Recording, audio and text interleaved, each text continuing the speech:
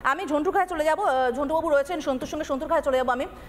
সন্তু, একটা কথা খুব পরিষ্কার, সেটা হচ্ছে এই রামনবমী আসার আগে এই ধরনের সাবধানবাণী দিতে হয়। আমরা কেন ঈদের আগে সাবধানবাণীটা শুনি না?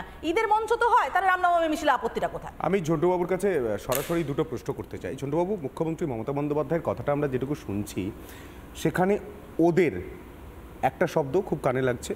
দ্বিতীয়ত, এত বড় একটা মন্দির প্রতিষ্ঠা হয়ে গেল, গোটা দেশে একটা কোনো সিঙ্গেল কোনো ইনসিডেন্ট ঘটলো না, কিন্তু এই বাংলাতে অশান্তি হচ্ছে, এর ব্যর্থতা কার? আমি তোমায় প্রথমে বলি, অনুষঙ্গটা হচ্ছে একটু আগে আলোচনায় উঠলো রাম নাকি রাম নবমী এ রাজ্যে নাকি মমতা ব্যানার্জি ক্ষমতায় আসার পরে চালু হয়েছে।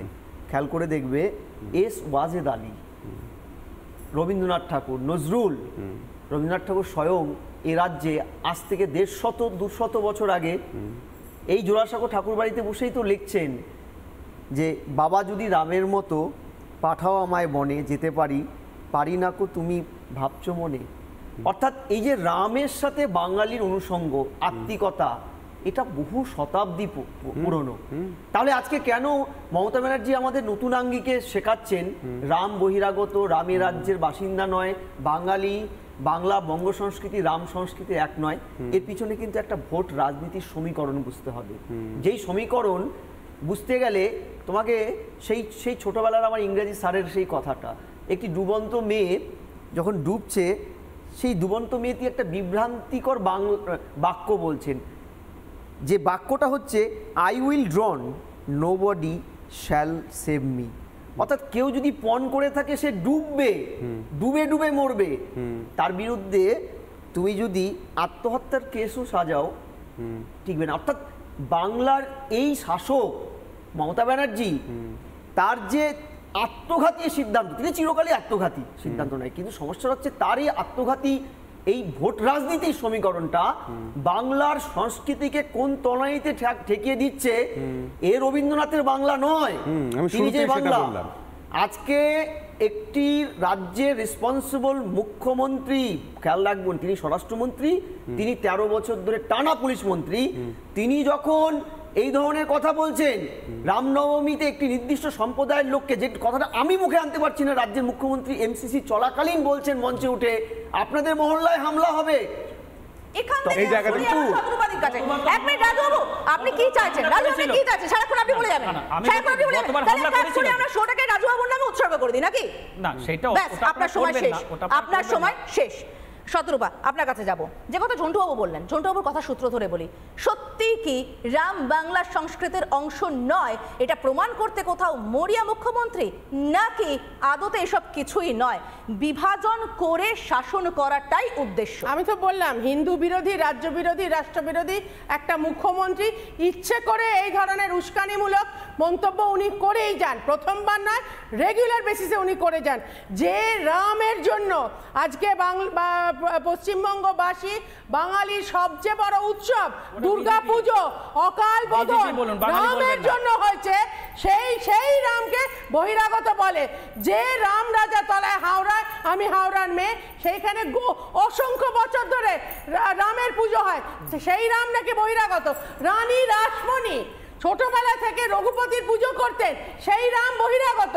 আজকের দিনে আমাদের রাম নিয়ে জাস্টিফাই করার কোনো ইচ্ছে নেই। আজকে রামের পুজো কতদিন, এই রাম পুজো কে শুনেছিল 21-এর আগে? কেউ জানতো না রাম পুজো। এই বাদরামো করলে 21-এ লোকের ঘর বাড়ি জ্বালানো, এই কেন করছে রাজুদা? কেন বিভ্রান্তিকর করে দিচ্ছেন? এই 4টা ঘন্টা সকাল 8টায় গোটা 1 মিনিট রাজুবাবু গলাবাজি করবেন না। রাজুবাবু, ও রাজুবাবু, ও রাজুবাবু, ও রাজুবাবু, হাত জোড় করছি, গলাবাজি করবেন না। ও রাজুবাবু, আমি সমাপ্তিতে এখানে রয়েছি, গলাবাজি করবেন না। গলাবাজি সন্তুপাল শুরু করলে আমি গ্যারান্টি দিচ্ছি আপনি দাঁড়াতেই পারবেন না। প্লিজ চুপ করুন, প্লিজ দাদা, গরম চা খান, এই জায়গা থেকে আমরা এই জায়গা থেকে আমরা আলোচনায় আসবো, কিন্তু এখন সময় ছোট্ট একটা বিরতি, এবং বিরতির পর রাজুবাবুকে উত্তর দিতে হবে যে মুখ্যমন্ত্রীর দায়িত্ব, দায়বদ্ধতা এই রাজ্যকে শান্তি রাখার রয়েছে কি নেই। আমি আসবো আলোচনায়, কিন্তু এখন সময় ছোট্ট একটা বিরতি। অনেকটা সময় আপনাকে দেওয়া হয়ে গিয়েছে এবং সন্তু বিরতি বলে দেওয়ার পরও আপনি বলে যাচ্ছেন আপনার প্রশ্নগুলোর উত্তর নিঃসন্দেহে আমরা বিজেপির কাছ থেকেই নেব, কিন্তু একটা ছোট্ট বিরতির পর। সঙ্গে থাকুন। আমি ঝন্টু খায় চলে যাব, ঝন্টুবাবু রয়েছেন সন্তুর সঙ্গে, সন্তুর খায় চলে যাবো আমি। সন্তু, একটা কথা খুব পরিষ্কার, সেটা হচ্ছে এই রামনবমী আসার আগে এই ধরনের সাবধানবাণী দিতে হয়। আমরা কেন ঈদের আগে সাবধানবাণীটা শুনি না? ঈদের মঞ্চ তো হয়, তাহলে রামনবমী মিছিলে আপত্তিটা কোথায়? আমি ঝন্টুবাবুর কাছে সরাসরি দুটো প্রশ্ন করতে চাই। ঝন্টুবাবু, মুখ্যমন্ত্রী মমতা বন্দ্যোপাধ্যায়ের কথাটা আমরা যেটুকু শুনছি সেখানে ওদের একটা শব্দ খুব কানে লাগছে, দ্বিতীয়ত এত বড় একটা মন্দির প্রতিষ্ঠা হয়ে গেল, গোটা দেশে একটা কোনো সিঙ্গেল কোনো ইনসিডেন্ট ঘটলো না, কিন্তু এই বাংলাতে অশান্তি হচ্ছে, এর ব্যর্থতা কার? আমি তোমায় প্রথমে বলি, অনুষঙ্গটা হচ্ছে একটু আগে আলোচনায় উঠলো রাম নাকি রাম নবমী এ রাজ্যে নাকি মমতা ব্যানার্জি ক্ষমতায় আসার পরে চালু হয়েছে। খেয়াল করে দেখবে এস ওয়াজেদ আলী, রবীন্দ্রনাথ ঠাকুর, নজরুল, রবীন্দ্রনাথ ঠাকুর স্বয়ং এ রাজ্যে আজ থেকে 150-200 বছর আগে এই জোড়াসাঁকো ঠাকুর বাড়িতে বসেই তো লিখছেন যে বাবা যদি রামের মতো পাঠাও আমায় বনে, যেতে পারি না কো তুমি ভাবছো মনে। অর্থাৎ এই যে রামের সাথে বাঙালির অনুষঙ্গ, আত্মিকতা, এটা বহু শতাব্দী পুরনো। তাহলে আজকে কেন মমতা ব্যানার্জি আমাদের নতুন আঙ্গিকে শেখাচ্ছেন রাম বহিরাগত, রামের রাজ্যের বাসিন্দা নয়, বাঙালি, বাংলা বঙ্গ সংস্কৃতি রাম সংস্কৃতি এক নয়? এর পিছনে কিন্তু একটা ভোট রাজনীতির সমীকরণ বুঝতে হবে। যেই সমীকরণ বুঝতে গেলে তোমাকে সেই ছোটবেলার আমার ইংরেজি স্যারের সেই কথাটা, একটি ডুবন্ত মেয়ে যখন ডুবছে, সেই ডুবন্ত মেয়েটি একটা বিভ্রান্তিকর বাক্য বলছেন, যে বাক্যটা হচ্ছে I will ড্রন, nobody shall save me.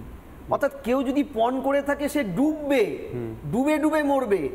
তার বিরুদ্ধে তুমি যদি আত্মহত্যার কেসও সাজাও ঠিকবে না। অর্থাৎ বাংলার এই শাসক মমতা ব্যানার্জি, তার যে আত্মঘাতী সিদ্ধান্ত, তিনি চিরকালই আত্মঘাতী সিদ্ধান্ত নেয়, কিন্তু সমস্যা হচ্ছে তার এই আত্মঘাতী এই ভোট রাজনীতির সমীকরণটা বাংলার সংস্কৃতিকে কোন তলানিতে ঠেকিয়ে দিচ্ছে। এ রবীন্দ্রনাথের বাংলা নয়, তিনি যে বাংলা। আজকে একটি রাজ্যের রেসপন্সিবল মুখ্যমন্ত্রী, খেয়াল রাখবেন তিনি স্বরাষ্ট্রমন্ত্রী, তিনি 13 বছর ধরে টানা পুলিশ মন্ত্রী, তিনি যখন এই ধরনের কথা বলছেন রামনবমীতে একটি নির্দিষ্ট সম্প্রদায়ের লোককে, যে কথাটা আমি মুখে আনতে পারছি না, রাজ্যের মুখ্যমন্ত্রী এমসিসি চলাকালীন বলছেন মঞ্চে উঠে আপনাদের মহল্লায় হামলা হবে। এই জায়গাটা এক মিনিট রাজুবাবু, আপনি কি চাইছেন? রাজু, আপনি কি চাইছেন? সারাক্ষণ আপনি বলে যাবেন, সারাক্ষণ আপনি বলে যাবেন। তাহলে আমরা শোটাকে রাজুবাবুর নামে উৎসর্গ করে দিই নাকি? না, সেটা আপনার সময় শেষ, আপনার সময় শেষ। শতরূপা, আপনার কাছে যাব। যে কথা ঝন্টুবাবু বললেন, ঝন্টুবাবুর কথা সূত্র ধরে বলি, সত্যি কি রাম বাংলার সংস্কৃতির অংশ নয়, এটা প্রমাণ করতে কোথাও মরিয়া মুখ্যমন্ত্রী, নাকি আদতে এসব কিছুই নয়, বিভাজন করে শাসন করাটাই উদ্দেশ্য? আমি তো বললাম, হিন্দু বিরোধী, রাজ্য বিরোধী, রাষ্ট্র বিরোধী একটা মুখ্যমন্ত্রী ইচ্ছে করে এই ধরনের উস্কানিমূলক মন্তব্য উনি করেই যান, প্রথমবার নয়, রেগুলার বেসিসে উনি করে যান। যে রামের জন্য আজকে পশ্চিমবঙ্গবাসী, বাঙালির সবচেয়ে বড় উৎসব দুর্গাপুজো, অকাল বোধন রামের জন্য হয়েছে, সেই রামকে বহিরাগত বলে। যে রাম রাজা তলায় হাওড়ায়, আমি হাওড়ার মেয়ে, সেইখানে অসংখ্য বছর ধরে রামের পুজো হয়, সেই রাম নাকি বহিরাগত। রানী রাসমণি ছোটবেলা থেকে রঘুপতির পুজো করতেন, সেই রাম বহিরাগত। আজকের দিনে আমাদের রাম নিয়ে জাস্টিফাই করার কোনো ইচ্ছে নেই। আজকে রামের পুজো কতদিন, এই রাম পুজো কে শুনেছিল 21-এর আগে? কেউ জানতো না রাম পুজো। এই বাঁদরামো করলে 21-এ লোকের ঘরবাড়ি জ্বালালো, এই কেন করছে রাজুদা? কেন বিভ্রান্তিকর তুলে দিচ্ছেন? এই 4টা ঘন্টা সকাল 8টায় গোটা 1 মিনিট রাজু বাবু গলাবাজি করবেন না। রাজু বাবু, ও রাজু বাবু, ও রাজু বাবু, ও রাজু বাবু, হাত জোর করছি, গলাবাজি করবেন না। ও রাজু বাবু, আমি সমাধিতে এখানে রয়েছি, আমি সমাধিতে এখানে রয়েছি, গলাবাজি করবেন না। গলাবাজি সন্তুপান শুরু করলে আমি গ্যারান্টি দিচ্ছি আপনি দাঁড়াতেই পারবেন না। প্লিজ চুপ করুন, প্লিজ দাদা, গরম চা খান, এই জায়গা থেকে আমরা জায়গা থেকে আমরা একদম এই জায়গা থেকে আমরা আলোচনায় আসবো, কিন্তু এখন সময় ছোট্ট একটা বিরতি, এবং বিরতির পর রাজু বাবুকে উত্তর দিতে হবে যে মুখ্যমন্ত্রীর দায়িত্ব দায়বদ্ধতা এই রাজ্যকে শান্তি রাখার রয়েছে কি নেই। আমি আসবো আলোচনায়, কিন্তু এখন সময় ছোট্ট একটা বিরতি। রাজু বাবু ব্যাস অনেকটা সময় আপনাকে দেওয়া হয়ে গিয়েছে, এবং সন্তু বিরতি বলে দেওয়ার পরও আপনি বলে যাচ্ছেন আপনার প্রশ্নগুলোর উত্তর নিঃসন্দেহে আমরা বিজেপির কাছ থেকেই নেব, কিন্তু একটা ছোট্ট বিরতির পর। সঙ্গে থাকুন।